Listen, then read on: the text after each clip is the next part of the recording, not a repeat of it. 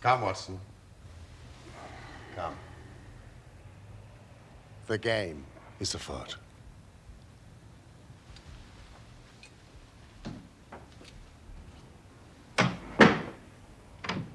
Get your clothes and come.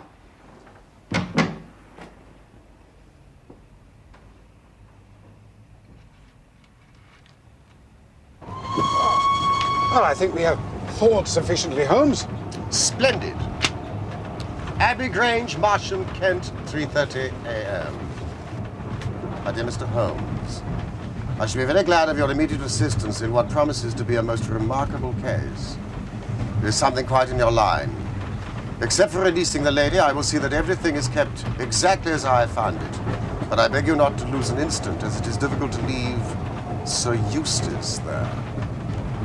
Yours faithfully, Stanley Hopkins. Ah. Inspector Hopkins. He's called you in 7 times. On each occasion, his summons has been entirely justified.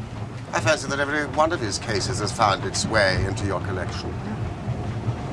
I must admit, Watson, you do have some part of selection. Thank you. It returns from much of which I deplore about your narratives.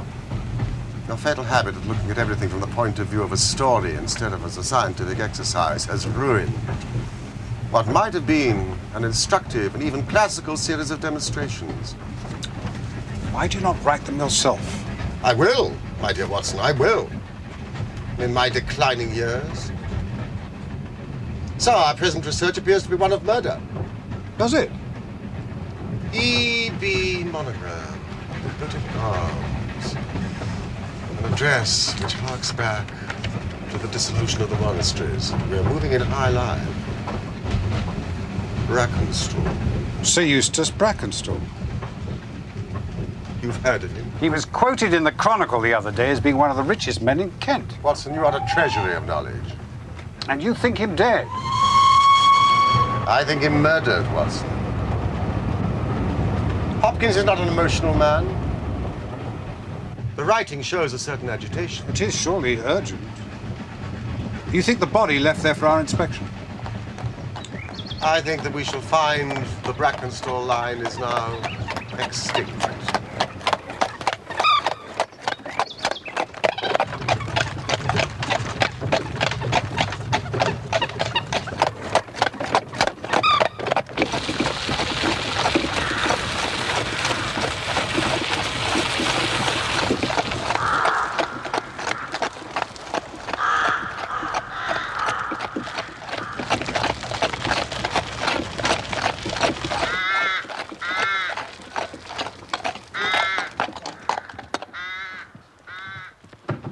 very good of you to come, Mr. Holmes. And you, Doctor. Inspector?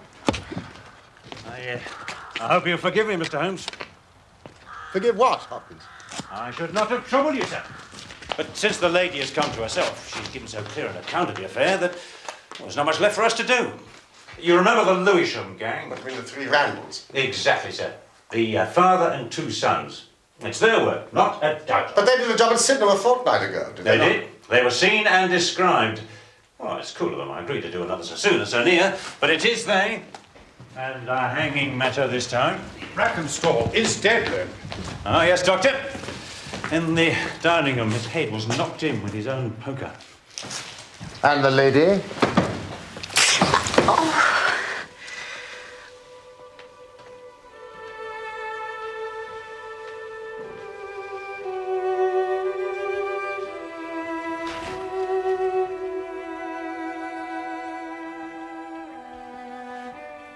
Have they been in the dining room yet? Not yet, my lady. I shall be glad when you can arrange matters. Oh, what is that? You have other injuries, madam. It's nothing. It has no connection with this hideous business. Please sit down. I think it would be best to inform you of something, gentlemen, regarding Sir Eustace. You'll no doubt hear a rumour of it otherwise from idle tongues who'll distort the truth of it. And it would pain me to think of his memory tarnished in that way. Sir Eustace drank, I'm afraid. Not regularly and consistently. Not in a way to hurt our marriage. Nor did it interfere with the exercise of his public duties. Nevertheless, the vice was a private shame to him. He was very sensible of my dislike of it. When he felt the obsession too keenly, he took himself off until the poison had exhausted him. It distressed me, of course, that it should happen. But he was proud and sensitive enough never to allow me to witness it. I felt deep gratitude for that. And not a little pity. Can you understand that, gentlemen? I have never heard a like case talked of with such illuminating compassion, madam. I must, however, ask you to believe something further. I was in some measure grateful for this vice of my husband's. How could that be? I've spent most of my life in South Australia, in the wine-growing country, near Adelaide. As a very young woman, I lived alone with my father. My mother was dead. If I had a mother, it was my loyal Teresa. It was a very free life. I found it extremely difficult to adapt to the proprieties of England, being mistress of such a place as this. So I felt if I were to show a decent understanding of my husband's weakness, he would in turn forgive me some of my unsuitable behavior. And so it proved. I see. I'll tell you about last night. Eustace retired at about 10:30. The servants had already gone to their quarters. Which are where? In the east wing. Only my husband, Teresa, and myself sleep in the central block. The servants would have heard nothing. Had you retired by then? I was in my room. I never retire till I've seen Madam to bed. Thank you. I sat up. This room, in fact.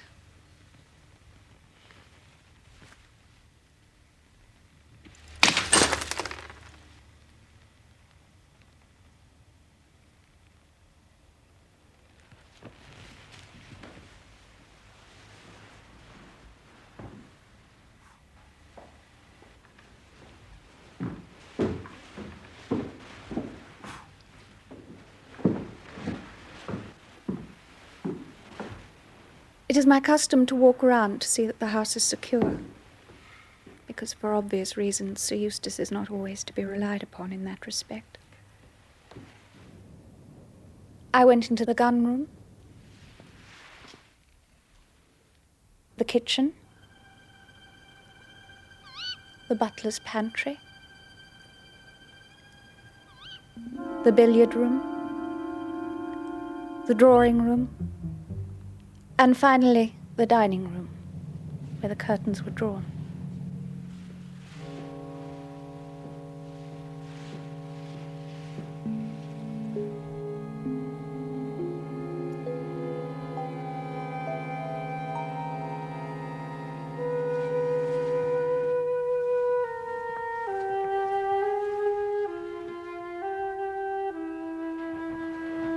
It's difficult to tell you much of what happened next.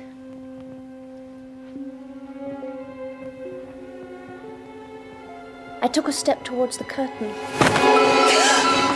I found myself face to face with an intruder. A big man, quite elderly. For a moment we just stared at each other. Then 2 other men came in behind him, and he came for me. I must have been unconscious for some minutes.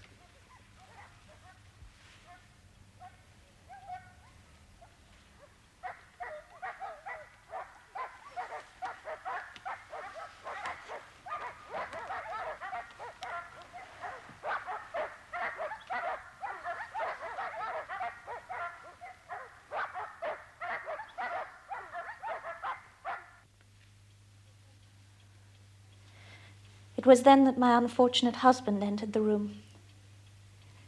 They dealt with him as you shall see. I believe I fainted again. I'm not sure. The exact events are difficult. I drifted in and out of consciousness, you understand. I do know that they cleared the room of its silver, and they must have drawn themselves a bottle of port, some of which I saw them drink. The man who struck me was elderly, with a beard. The others younger, smooth-faced. Yes. Finally, they checked that I was securely bound and left, taking the silver with them. How was the alarm raised? Madam had not come upstairs. Earlier she said she would follow me shortly, so at midnight I went down in case she'd fallen asleep over a book. A thing I hate to do. And there I found her, poor lamb, just as she says. And him on the floor, his blood and brains all over the room. Enough to drive a woman out of her wits, and her gagged and bound, and her very dress spotted with him. She never wanted courage, did Miss Mary Fraser of Adelaide. And Lady Brackenstall of Abbey Grange hasn't learned new ways.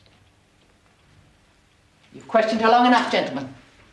When did the lady and her maid leave Australia? About 18 months ago, sir. Her father sent her to give her experience of Europe. That is to find her husband. Poor woman, it must have seemed a brilliant match.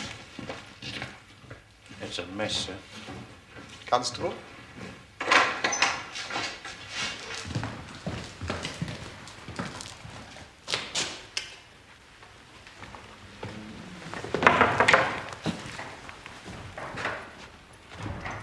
A mess indeed. We've touched nothing, sir. What do you make of it, Doctor? Should I? Please proceed, my dear fellow.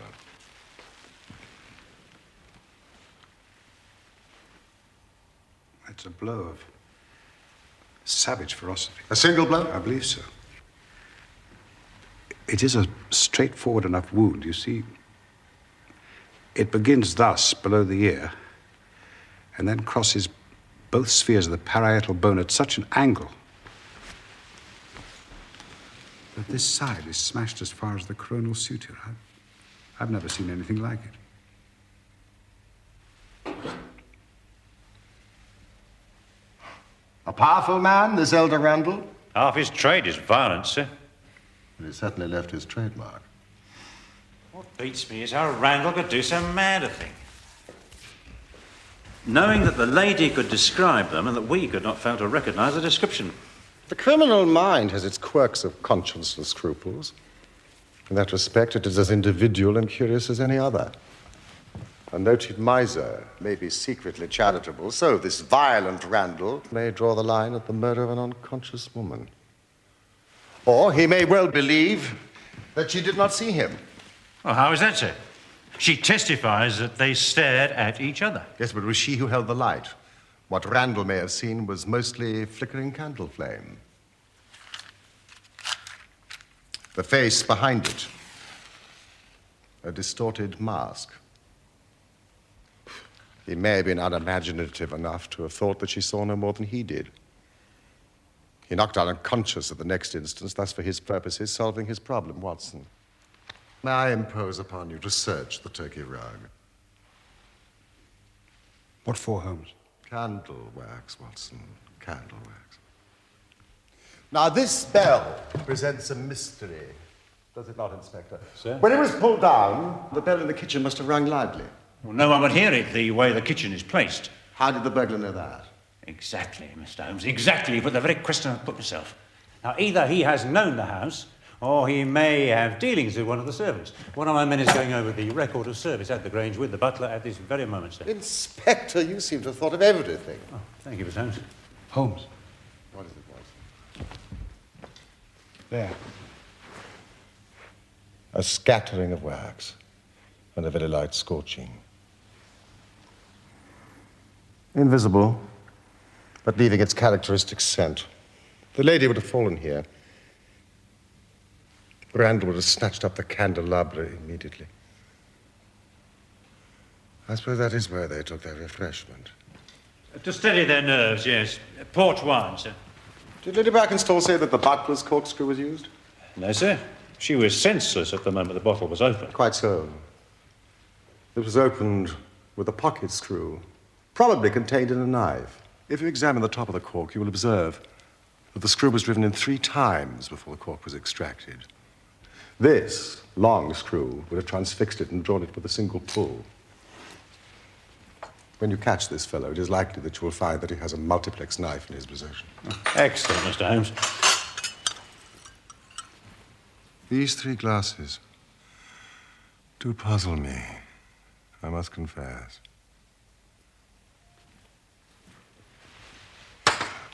Did Lady Brackenstall say that she actually saw the 3 men drinking?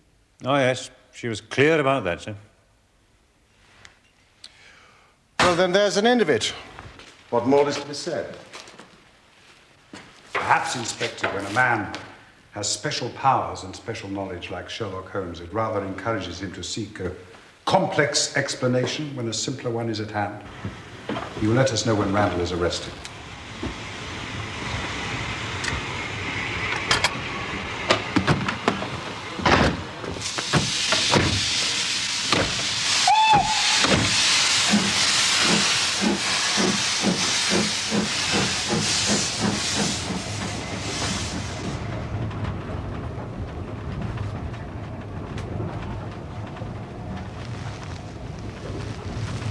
Poor Holmes, you must feel like an abstruse and learned specialist called in for a case of measles. Annoying.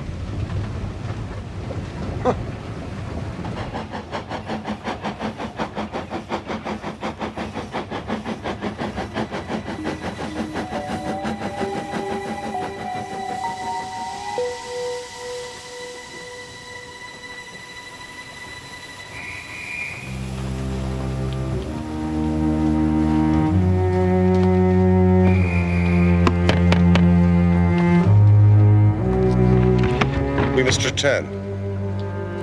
3 glasses.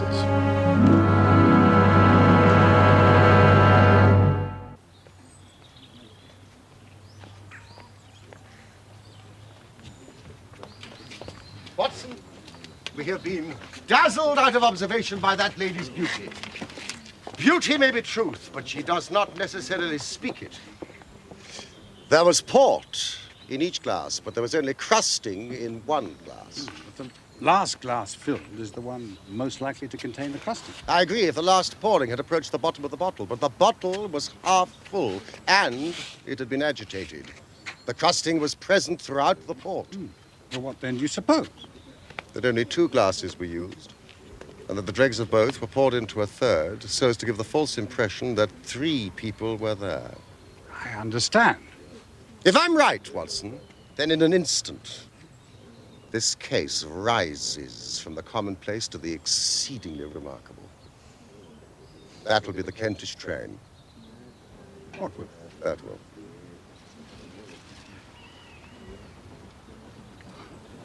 How on earth did you hear it? I heard nothing, Watson. I observed. What a salutary thought after such a misspent morning. Lady Brackenstall and her maid must have some very good reason for shielding the real criminal.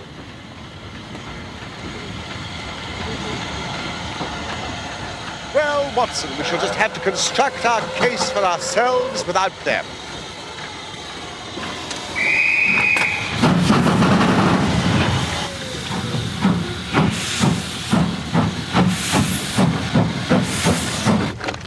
The Abbey Grange as fast as you can!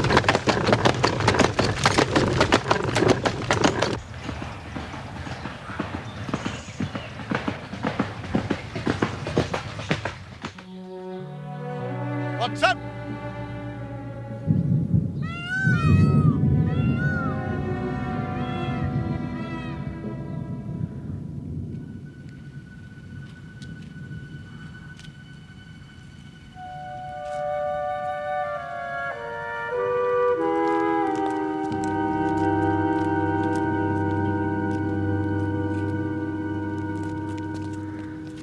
It appears Inspector Hopkins has gone to report to headquarters. Splendid, then we can take possession.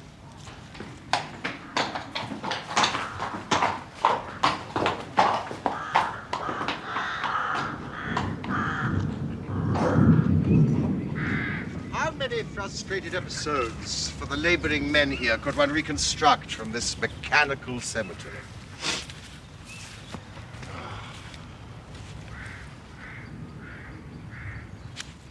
What's this? Watson. Not entirely mechanical, it seems.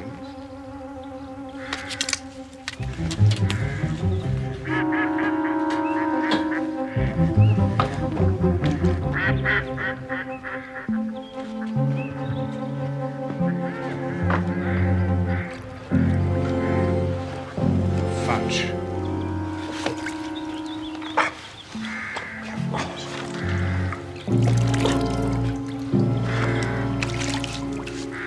Requiescat in pace. One imagines it's a pet's gravestone. It has been smashed, mended, and smashed again with deliberate force. The story it tells is of the immediate past.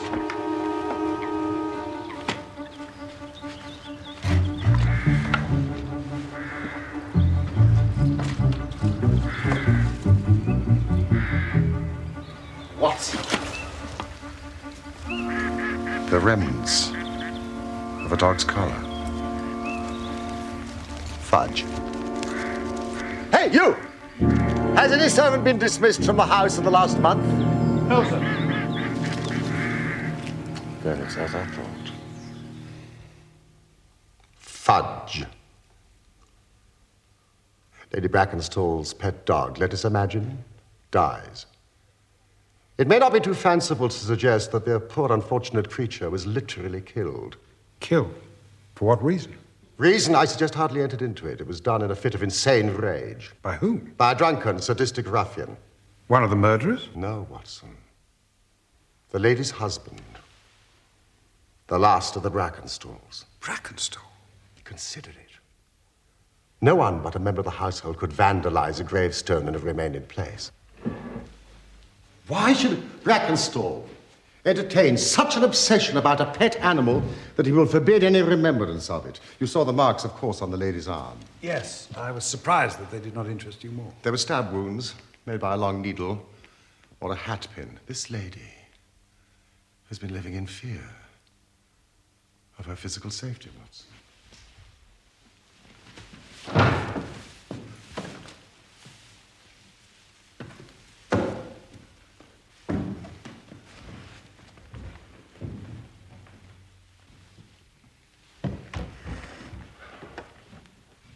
Take care, Holmes.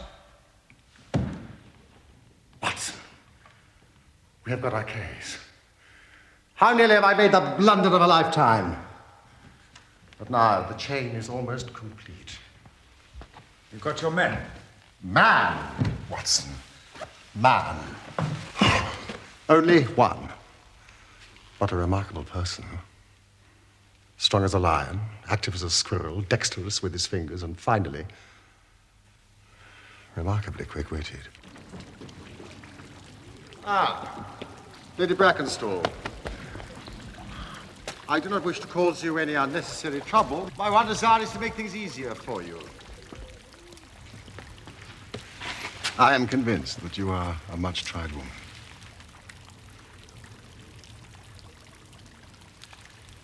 If you will trust me and treat me as a friend, you may find that I will justify that trust. What do you want me to do? To tell me the truth. Mr. Holmes. No, please. Lady Brackenstall. It is of no use. You may have heard of any little reputation that I may possess. I will stake it all on the fact that your story is a complete fabrication. You're an impudent fellow. You trying to say that my mistress has told a lie? Have you nothing to tell me? I have told you everything. No, think just once more, Lady Brackenstall. Wouldn't it be better to be frank? I have told you all I know.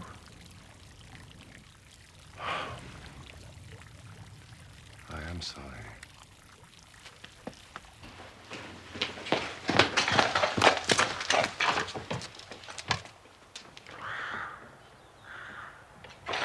The bell rope gave us a clue which should have left us in no doubt. How was that?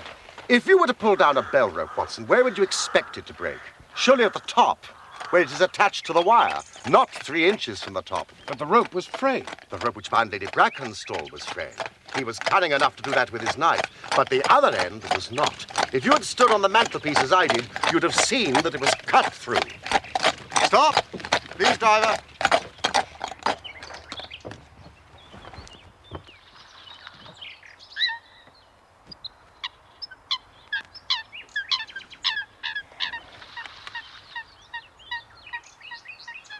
Watson. That log has not moved since early this morning. Well, perhaps it's snagged on something.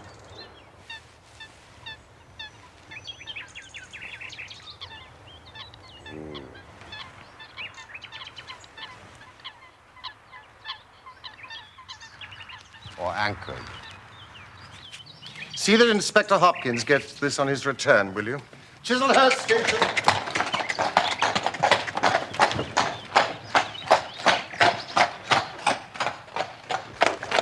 Where to now, Holmes? The shipping office of the Southern Cross Line. Yes, of course. The Southern Cross Line is the principal passenger carrier between Adelaide and London. Ah, I see.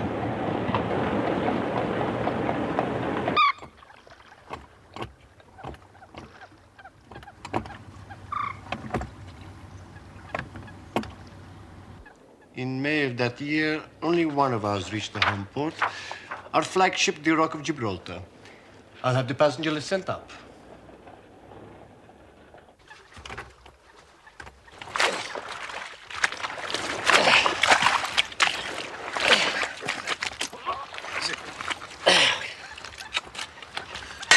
How on earth did Mr. Holmes know that? Here we are. Miss Mary Fraser of Adelaide, first class. Accompanied by her maid. Where is the Rock of Gibraltar now? At noon today. She was steaming west through the Arabian Gulf, Mr. Holmes, heading for Suez, I hope. Is it your policy to transfer officers much between ship and ship? No, not at all. It is our policy not to. Ah, I have you, Mr. Holmes. You are asking the whereabouts of a member of the crew of the Rock who has been seen very recently, but not on the ship. Mr. Viviani, your perspicacity astonishes me. I assure you, it is only through study of the good doctor's masterly exposition of your work that I now have any small capacity to reason. Really?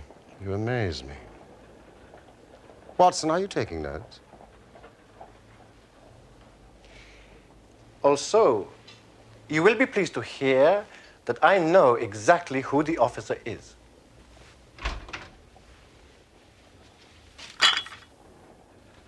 Ah, excellent. Mrs. Burbage. Excellent. Yes, gentlemen. The only officer from that voyage of the Rock who is not aboard her now is Jack Crocker, a magnificent chap. Am I not correct, Mrs. Burbage?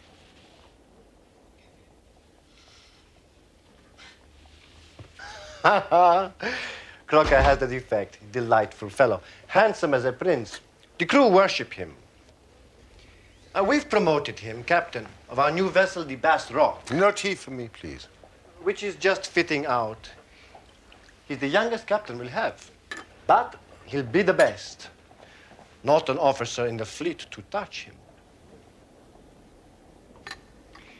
He is hot-headed and excitable, but loyal, honest, and kind-hearted. Sometimes in this life, you meet people who are what you might call large-souled, who are a privilege to know. Crocker's one of those.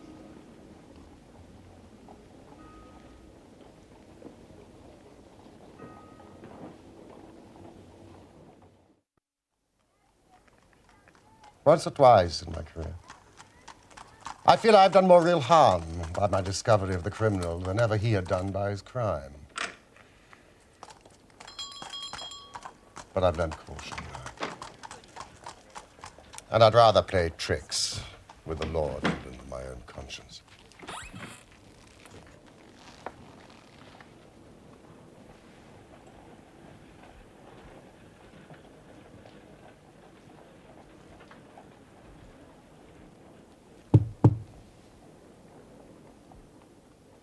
Captain Crocker, sit down. I've got your telegram and I've come at the hour you said. I heard you'd been down to the office. There's no getting away from you, is there? Speak up, man. You can't stand there and play cat and mouse with me. What do you know? Give him a cigar, Watson. Please. Sit down. Bite on that, Captain Crocker. And try not to let your nerves run away with you. I should not sit here smoking with you if I thought you were a common criminal.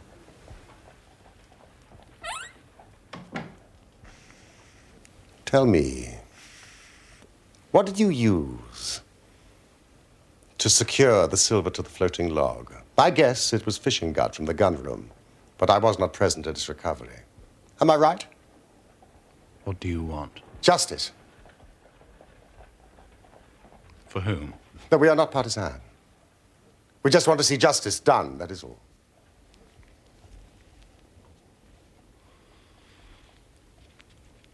Very well. Was it fishing gut? No, tarred twine. It's a throwback to my days before the mast as a youngster. Even now, I always carry a silver coin, a length of twine, And a multiplex knife.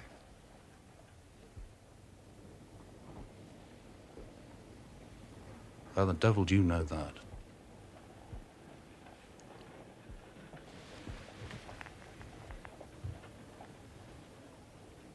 Who are you?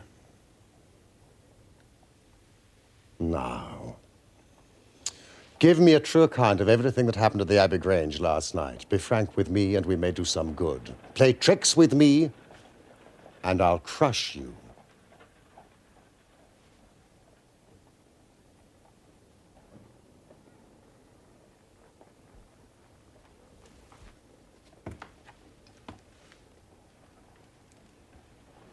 Johnson. Well, one thing I'll say first. I regret nothing, I fear nothing, and I'd do it all again if I had to be proud of the job. Damn the man. But that's my side of things, only my side. When I think of Mary, sweet Mary Fraser, when I think of getting her into this bloody business, it's that turns my soul to water.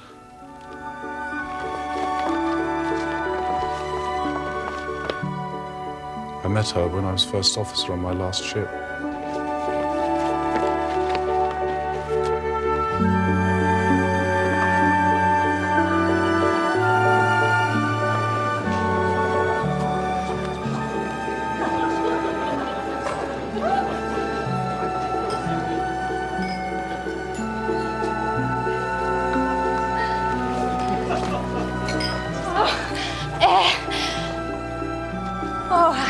swear, Mr. Crocker, I've never danced so much in my life. You dance as if you were born to, Miss Fraser. Neither born nor bred, I assure you, Mr. Crocker. Led to it, I think, by a better dancer than I am. She treated me as fairly as ever a woman treated a man. We were never engaged. I've no complaints. But it was all love on my side, and all good comradeship and friendship on hers. When we parted, she was a free woman. But I could never again be a free man.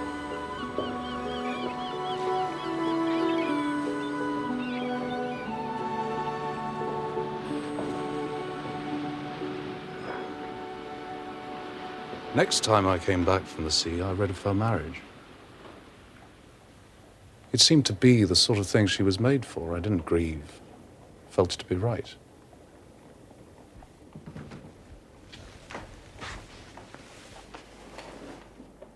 So I never thought to see her again. The last voyage I was promoted and the new boat was not yet launched, so I had to wait for a couple of months with my people in Kent. I knew now where she was, but stayed away. Then I met Teresa Wright one day, and she told me all about her, about the marriage, about the man's drunken cruelty, about everything. Do you know this noble baronet burnt her pet dog and threatened as much to her? I tell you, gentlemen, it nearly drove me mad. I did meet Mary. And I met her again. At last.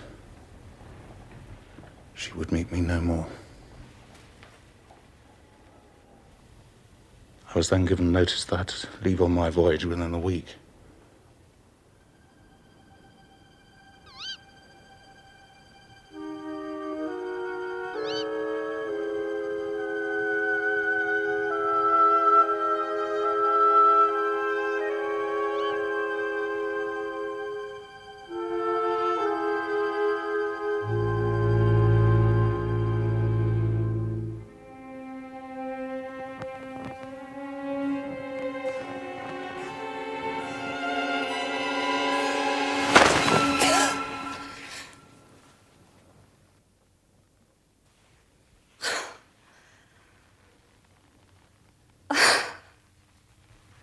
You're mad. How could you come here? I'm to go away, Mary. I've been given a ship. To go and not to say farewell. I thought I might never see you again. You're going away. I do not relish it. You'll make a fine captain. You must not let anything spoil such an opportunity.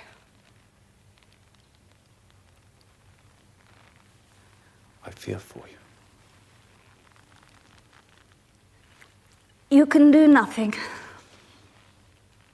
Aye, that it is which hurts most, I think. I believe I should have gone mad these past few weeks. If... Mary? If it had not been for the thought of you. My friend. Aye. Friend'll do, Mary. 'Tis a measure of my love for you. It's so strong it'll live on crumbs. Friend'll do. Oh, Jack, don't make me say it. It won't make us any happier. You know what I feel. Do I?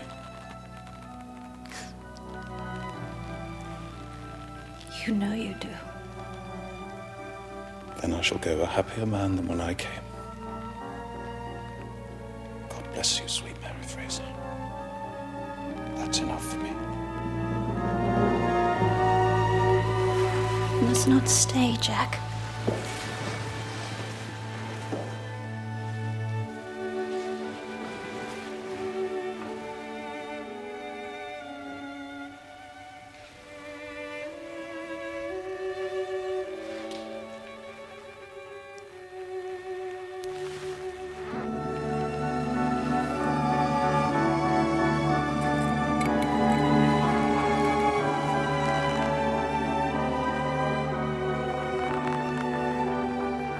this for my sake.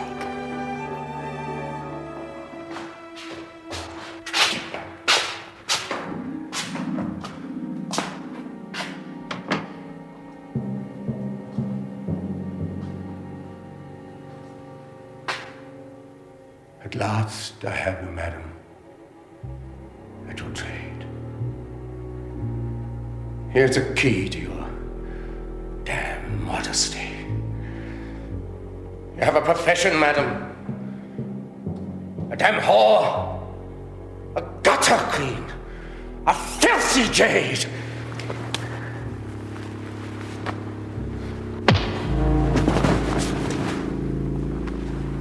Yes, sir. Come, sir! Stand you there, sir, over the body of your bloody harlot!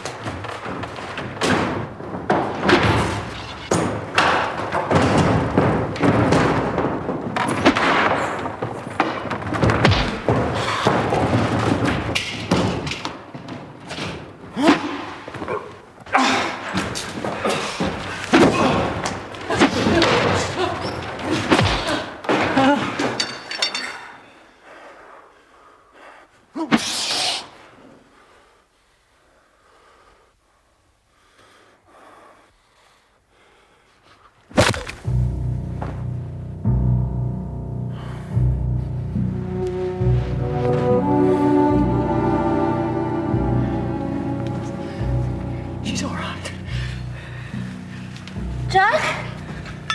Oh, Jack.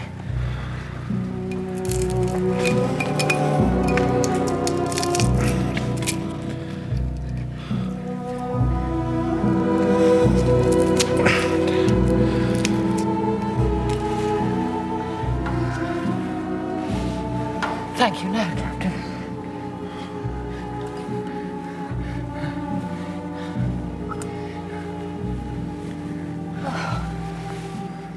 Oh, what happened? I killed him. Are you certain? I know. I felt it. Oh, dear God! Oh, what are we going to do? Listen to your old Teresa. You were marked with a blow that could have killed you. That shall be your salvation.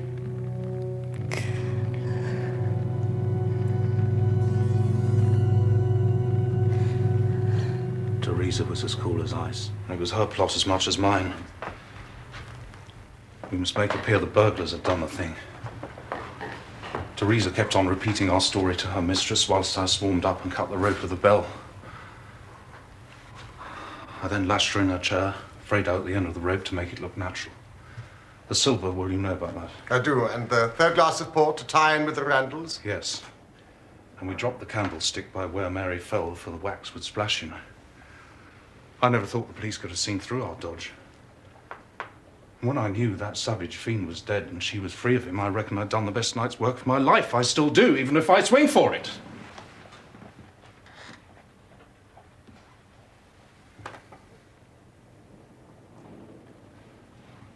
That is the truth. The whole truth, sir. Oh, dear God! Yes. Yes, you have told me the truth. And if the lady's maid had been less abstemious and had accepted your glass of port, your ingenuity might have fooled me, as you have certainly fooled the police. What put you onto me?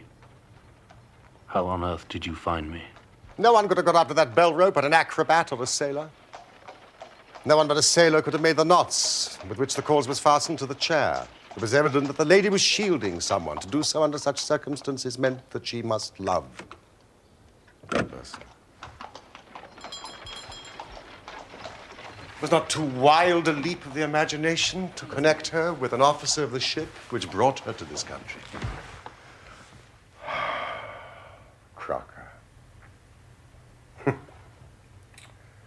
You are expecting a visitor. I am.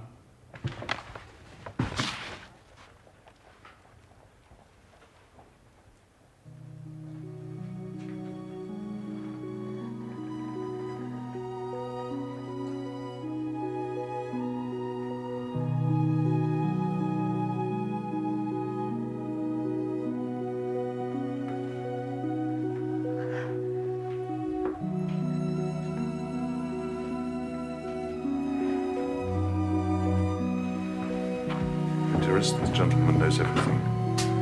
There's no hiding from him. I know. His telegram brought me here. What do you intend, Mr. Holmes? Well, Captain Crocker, this is a very serious matter.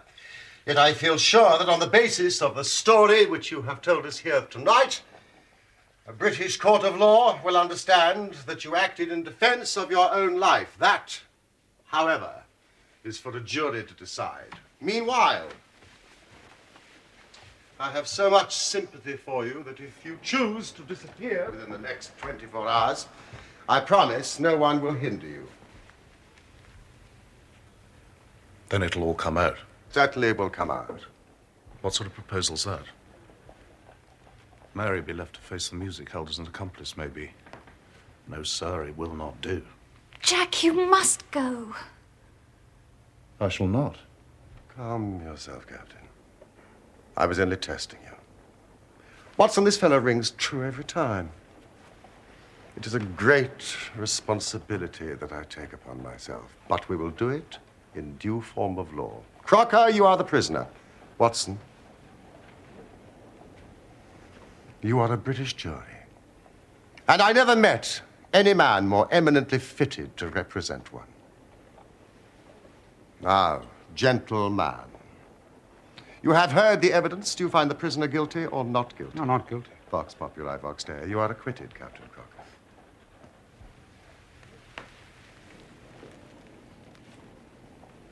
No.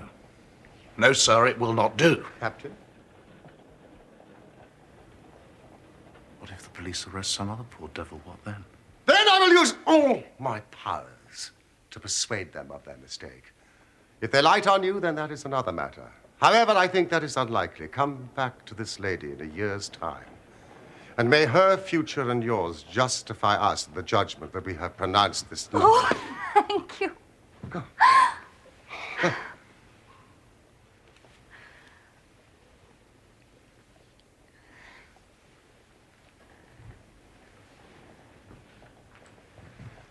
Madam, I'm intrigued. You gave such a compelling account of a man's sad addiction to drink, and yet it was not, as we now know, a portrait of your husband. But it was such a clear description, I wondered... My father. Ah. My poor father, Doctor. He sent me away to England because of it. His self-management was the reason I did not fear the vice in my husband, because I knew of it before we were married. How foolish I was. Thank you, madam. I felt sure that your story was true to reality.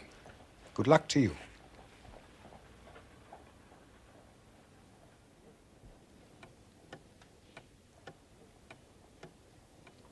It's almost as though you disapproved of the happiness we have fostered this day.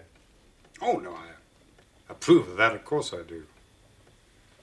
I'm uneasy that you took upon yourself the duties of advocate and judge. You are too bound by forms, Watson. Forms are society, Holmes. Manners maketh man, Holmes. It's just as well you are unique